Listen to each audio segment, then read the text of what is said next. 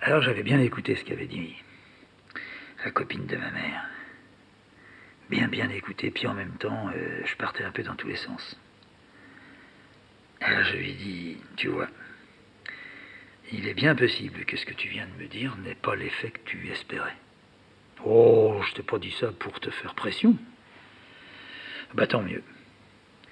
Je crois que ça va venir. Je vais partir. Alors évidemment, les deux enfants qui sont en bas, tu me dirais, t'aurais raison. Tu sais qu'ils sont à toi. Je te dirais oui, bien sûr. Bien sûr. J'ai jamais douté. Je pense que je vais plaquer quand même. Ouais. Ah, mais je t'ai pas dit que tu devais pas te tirer. Je te dis, voilà, tu descends, tu fais comme tu veux. Si t'es buté, t'es buté. Tu peux pas buter.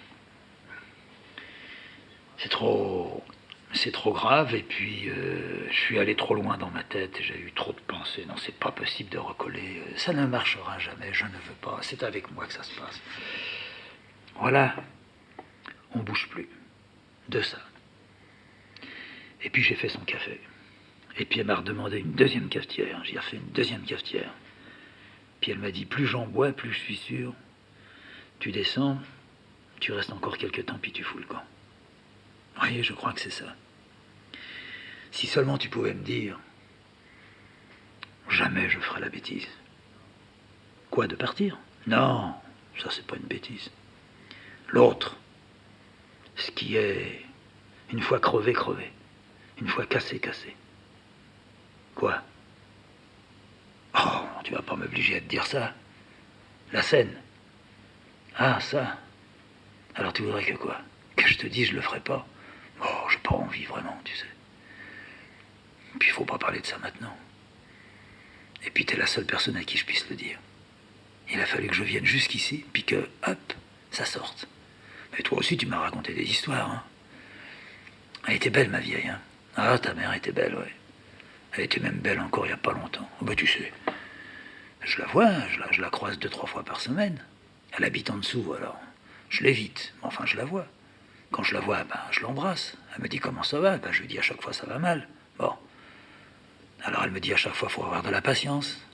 Maintenant quand je vais la voir, avec ce que tu m'as dit, jamais je lui dirai ça. Ma parole, plus que ma parole, mes mains. Mais quand même, quand je la verrai, quand elle me dira alors comment ça va, je lui dirai ben, c'est pareil, il n'y a pas de changement. J'en ai marre. Si elle me dit mais mon petit, il faut avoir de la patience,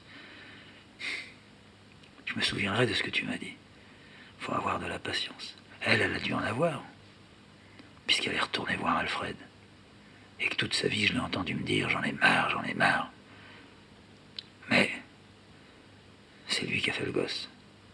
Eh ben moi, je lui donnerai pas ce plaisir à ma mère. Je lui montrerai pas que c'est vrai, puisque je suis le père de 2 enfants. Je fais ce qu'elle a fait. Et puis qu'elle en serait, à ce moment-là, il est pareil que moi. Elle serait contente de se dire ça. C'est vraiment mon fils. Eh ben, je suis vraiment pas son fils. Non. J'ai autre chose dans ma tête. D'horrible. En dehors d'eux. Mais je vais peut-être pas me tuer, penses-tu? Tout ça, à force de le dire, ça t'empêche de le faire.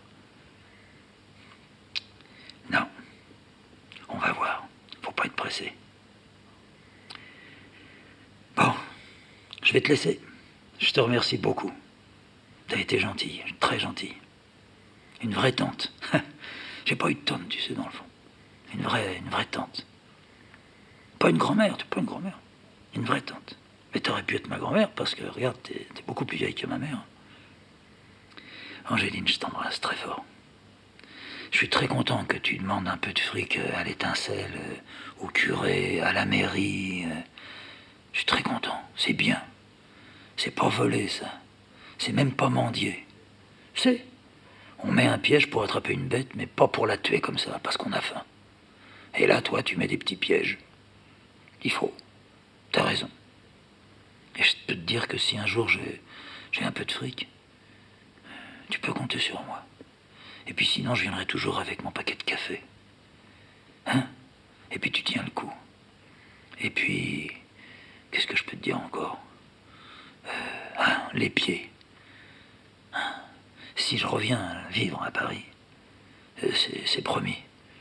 Je viendrai de temps en temps, peut-être pas tous les mois, mais de temps en temps je viendrai, tu prendras un bain de pied, puis après je tailladerai un peu ta corne, là. Si ça te fait vraiment du bien, moi ça me fait plaisir de te le faire. Ouais, j'ai toujours aimé tripoter. Allez, je te laisse. Je vais te dire comment mon père t'appelait. Parce que moi, quand je pense à toi, ça m'arrive de penser à toi. Je t'appelle la grosse. Bon, je savais bien, il me dit que ton père m'appelait toujours la grosse. Non seulement que je le savais, mais quand il me voyait, il me disait « Alors la grosse ?» Il aimait me dire ça. Allez, embrasse-la ta grosse. Salut, salut. Et puis, de temps en temps, hein, moi je pense à toi, toi tu penses à moi. Je l'ai laissé, je suis parti. Pour l'après-midi, je me suis tenté, je vais voir Zerbide ou pas Zerbide.